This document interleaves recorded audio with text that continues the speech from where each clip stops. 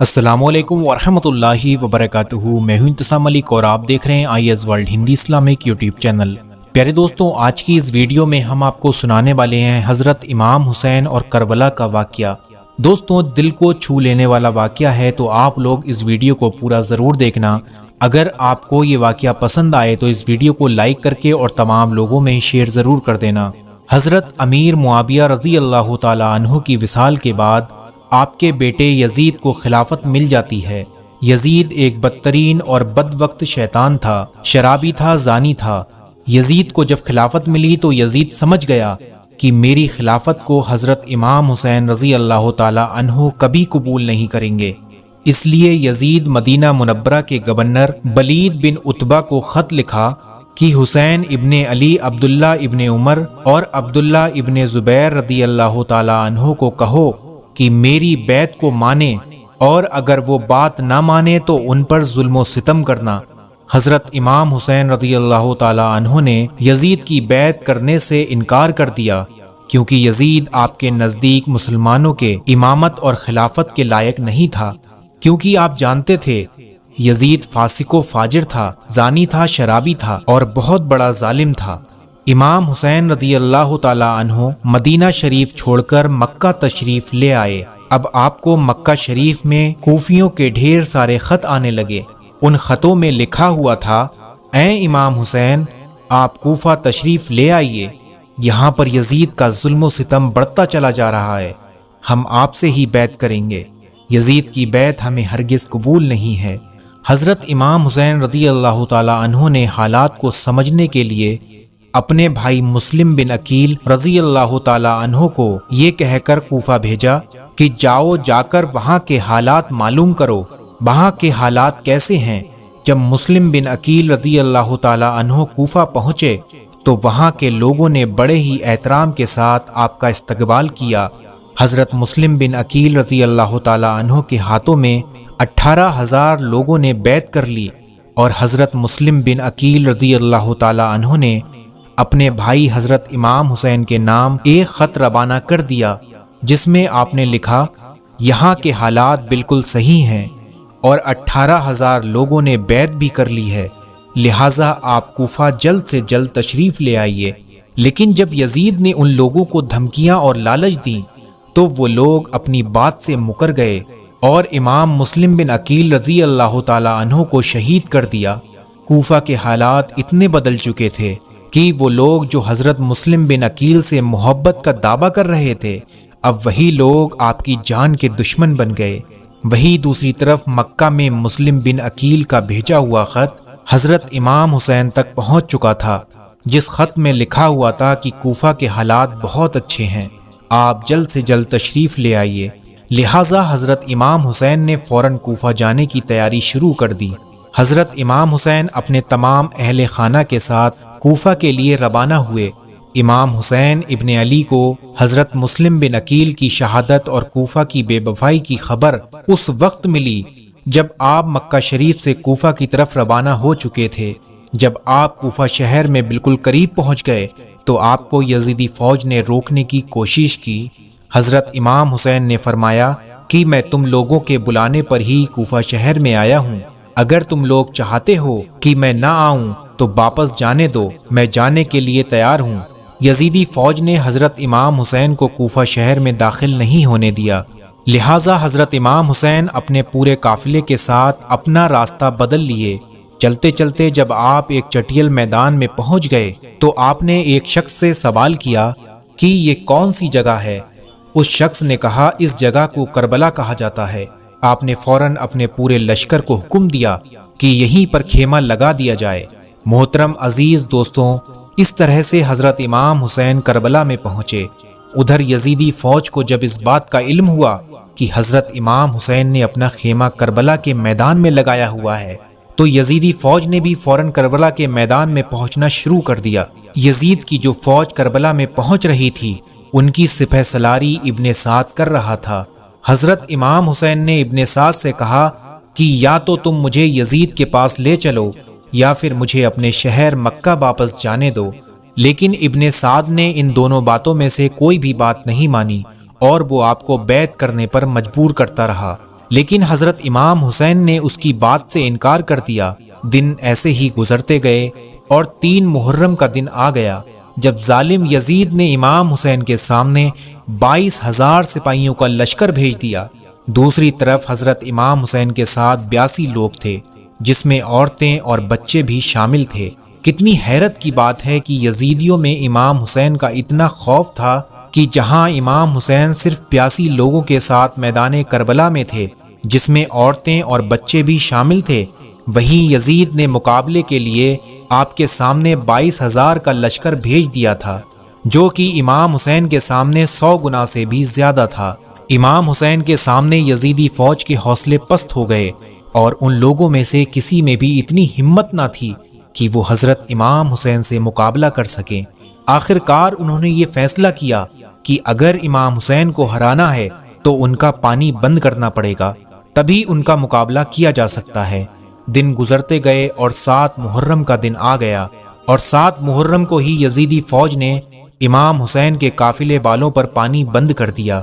آپ کو بتاتے چلیں کہ کربلا کے میدان میں پانی کا کوئی بھی انتظام نہیں تھا سوائے نہر فرات کے، لیکن 7 محرم کے دن نہر فرات کا پانی بھی حضرت امام حسین کے خیمے والے لوگوں کے لیے بند کر دیا گیا۔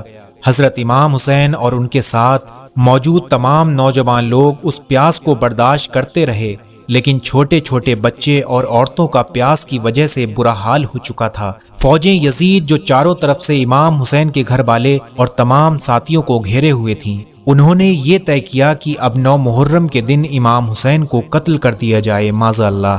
حضرت امام حسین نے حضرت عباس رضی اللہ تعالیٰ عنہ سے کہا، عباس جاؤ یزیدی فوج کے پاس اور ان سے کہو ہمیں ایک رات اللہ کی عبادت کرنے کے لیے دی جائے۔ جب حضرت عباس نے یزیدی فوج سے ایک رات کی مہلت کے لیے کہا تو ان لوگوں نے آپ کی بات مان لی۔ جب تک 9 محرم کی تاریخ آئی تب تک حضرت امام حسین کو یہ یقین ہو چکا تھا کہ یزید کی فوج کا مقصد صرف اور صرف مجھے شہید کرنا ہے، اس کے علاوہ یزید اور کچھ بھی کرنے کے لیے تیار نہیں ہے۔ اس لیے حضرت امام حسین نے 9 محرم کی رات میں اپنے تمام خیمے والوں کو ایک جگہ پر اکٹھا کیا اور آپ نے کہا کہ یہ بات تو طے ہو چکی ہے، یہاں پر موجود سبھی لوگ 1-2 دن کے اندر شہید کر دیے جائیں گے، اس لیے یہاں موجود آپ میں سے جو بھی واپس لوٹنا چاہتے ہیں وہ لوٹ جائیں۔ حضرت امام حسین نے فوراً خیمے میں جل رہے تمام دیوں کو بجھوا دیا اور اندھیرا کروا دیا تھا تاکہ جو بھی جانا چاہے وہ چلا جائے۔ تھوڑی دیر بعد جب دیوں کو دوبارہ جلایا گیا تو سارے کے سارے لوگ بیٹھے آنسو بہا رہے تھے، یعنی کوئی بھی حضرت امام حسین کو چھوڑ کر جانے کے لیے تیار نہیں تھا۔ آخر کار 10 محرم کا دن آیا اور حضرت امام حسین اور یزید کی فوج کے بیچ جنگ ہونا شروع ہو گئی۔ جہاں ایک طرف یزید کی ایک بڑی فوج تھی تو وہیں دوسری طرف امام حسین کے ساتھ صرف 72 لوگ تھے۔ اتنے میں فوج یزید کا حملہ شروع ہو جاتا ہے اور ہر شہید شہادت کا جام پیتا گیا۔ کبھی ہر شہید ہوتے ہیں تو کبھی قاسم شہید ہوتے ہیں تو کبھی علی اکبر شہید ہوتے ہیں تو کبھی اونو محمد شہید ہوتے ہیں۔ 3 دن کے پیاسے امام حسین کے گھر والے اور تمام لوگ یزیدی فوج سے جنگ کرتے رہے اور ایک ایک کر کے شہید ہوتے گئے۔ حضرت عباس علمدار سے حضرت امام حسین کے 6 مہینے کے بیٹے علی اصغر کی پیاس نہیں دیکھی گئی۔ آپ نے ایک مسکجہ لگایا اور گھوڑے پر سوار ہو کر نہر فرات کے کنارے پہنچ گئے اور آپ نے ایک مسکجہ بھر لیا، لیکن جب آپ پانی لے کر واپس لوٹنے لگے تو یزیدی فوج نے آپ کے اوپر لگاتار تیر برسانا شروع کر دیے تھے۔ حضرت عباس جب تک حضرت امام حسین کے خیمے تک پہنچ پاتے تب تک یزیدی فوج نے تیر چلا کر حضرت عباس علمدار کو شہید کر دیا تھا۔ اس طرح حضرت عباس علمدار شہید ہو گئے۔ اس طرح ایک ایک کر کے تمام اہل بیت کے نوجوان اور ہاشمی شیر شہادت کا جام پی لیتے ہیں۔ دھیرے دھیرے کر کے جب حضرت امام حسین کے سبھی افراد شہید ہو گئے تو اس کے بعد حضرت امام حسین نے خود میدان میں تلوار لے کر نکلنے کا فیصلہ کیا۔ امام حسین اپنی تلوار کو کافی لمبے وقت تک یزیدی فوج کا اکیلے مقابلہ کرتے رہے۔ حضرت امام حسین نے تنہا ہونے کے باوجود بھی آپ کے مقابلے میں کوئی بھی نہیں آنا چاہتا تھا، اور اس کی صرف ایک ہی وجہ تھی، اور وجہ یہ تھی کہ آپ حضرت علی کے بیٹے تھے۔ اس وقت یزیدی فوج کا ایک کمانڈر ابن سعد کو یہ یقین ہو چکا تھا کہ ہم کسی بھی طرح حضرت علی کے بیٹے کا مقابلہ نہیں کر سکتے ہیں، اس لیے اس نے اپنے تمام فوجیوں کو امام حسین کے اوپر ایک ساتھ حملہ کرنے کا آرڈر دیا۔ تمام لوگ حضرت امام حسین پر ایک ساتھ مل کر حملہ کر رہے تھے، لیکن اس کے باوجود بھی امام حسین لگاتار یہ ثابت کر رہے تھے کہ باطل چاہیں تعداد میں جتنے بھی ہوں، لیکن وہ حق اور سچ کے مقابلے میں بالکل بھی ٹک نہیں سکتے۔ جب حسینیت اور یزیدیت کے بیچ بڑی ہی خطرناک جنگ چل رہی تھی کہ اسی بیچ میں نماز عصر کا وقت ہو گیا، حضرت امام حسین نے ایسے مشکل وقت اور ایسی زخمی حالات میں بھی عصر کی نماز پڑھنے کا ارادہ کیا۔ آپ نے جیسے ہی نماز پڑھنا شروع کیا، یزیدی فوج کو یہ موقع مل گیا جس کا وہ لوگ ایک لمبے وقت سے انتظار کر رہے تھے، یعنی جیسے ہی حضرت امام حسین سجدے میں گئے، سمر جل جوسن نے آپ کی گردن پر تلوار چلا کر آپ کے سر مبارک کو جسم سے جدا کر دیا۔ حضرت امام حسین کی شہادت کے بعد یزیدیوں نے آپ کے سر مبارک کو نیزے پر رکھ کر پورے کوفہ میں گھمایا تھا۔ آپ کے سر مبارک کو گلی گلی میں گھما کر جلوس نکالا گیا تھا۔ کربلا کی اس جنگ میں حضرت امام حسین کے گھر والوں میں سے صرف آپ کی ایک اولاد ہی بچی تھی، جن کا نام حضرت زین العابدین تھا۔ اس کے علاوہ حضرت امام حسین کے گھر کی تمام عورتوں کو قیدی بنا کر کوفہ لایا گیا تھا۔ بھلے ہی اس دن امام حسین رضی اللہ تعالی عنہ کو شہید کر دیا گیا تھا، لیکن آج بھی حضرت امام حسین رضی اللہ تعالی عنہ پوری دنیا میں قیامت تک کے لیے زندہ ہیں۔ یزید ڈوب گیا شام کے اندھیرے میں، حسین زندہ ہیں ہر دل میں روشنی کی طرح۔ اللہ ہم سیدنا امام حسین رضی اللہ تعالی عنہ سے سچی محبت کرنے کی توفیق دے۔ دوستوں کامنٹ باکس میں آمین ضرور لکھیں۔ پیارے دوستوں، اگر آپ کو یہ واقعہ پسند آیا ہو تو اس کو لائک کر کے تمام لوگوں میں شیئر ضرور کر دینا۔ دوستوں، ہر مسلمان کو کربلا کا منظر ضرور پتہ ہونا چاہیے۔ کربلا کے میدان میں کس طریقے سے جنگ ہوئی تھی اور کس طریقے سے امام حسین کو شہید کیا گیا تھا، یہ ہر مسلمان کو جانکاری ہونی چاہیے۔